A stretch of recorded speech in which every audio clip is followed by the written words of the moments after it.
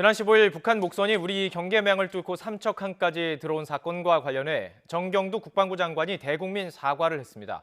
국방부는 오늘부터 합동조사단을 꾸려서 경계 책임 부대를 대상으로 경위 파악에 들어갑니다. 취재기자 연결합니다. 강정규 기자.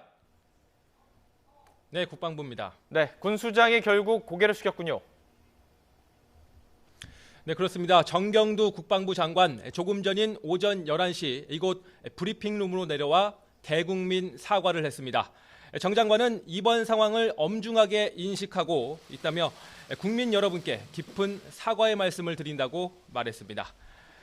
이어 이런 상황이 재발하지 않도록 경계태세를 보완하고 기강을 재확립하겠다고 덧붙였습니다. 또 사건 발생 이후 제기된 여러 의문에 대해서는 한 점 의혹이 없도록 국민께 소상히 설명하겠다며 허위 보고나 은폐 행위가 있었다면 철저히 조사해 법과 규정에 따라 엄정히 조처하겠다고 강조했습니다. 네, 정 장관 어제도 발표가 있었는데 어제와 그 약간의 뉘앙스 차이가 있었습니다. 네, 그렇습니다. 오늘 사과문을 보면 첫 줄에 북한 소형 목선 상황이라는 표현이 나옵니다. 어제 전군 주요관 회의에서 이번 사건을 경계 실패로 규정한 것과 차이가 나는 대목인데요. 무엇보다 어제 오후 합동참모본부가 국회에서 경계 실패를 인정하지 않았다고 전해진 뒤에 나온 변화라 가볍게 지나치기 어렵습니다. 정 장관의 어제와 오늘 발언 직접 비교해서 들어보시죠. 100가지 잘한 것들이 있더라도 이 한 가지 경계작전에 실패가 있다면 국민의 신뢰를 얻을 수가 없습니다. 지난 6월 15일에 발생한 북한 소형 목선 상황을 군은 엄중하게 인식하고 있으며 국민 여러분께 깊은 사과의 말씀을 드립니다.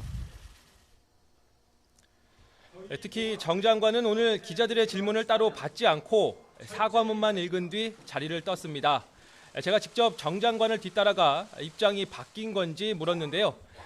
정 장관은 어제 이미 실패를 인정했으니 오늘 표현을 그렇게 한 것이다. 이렇게만 대답을 했습니다.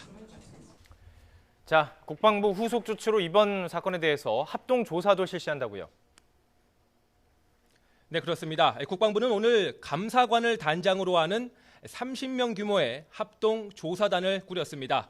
조사단은 3개조로 나눠 오늘부터 진상 파악에 나서게 되는데요.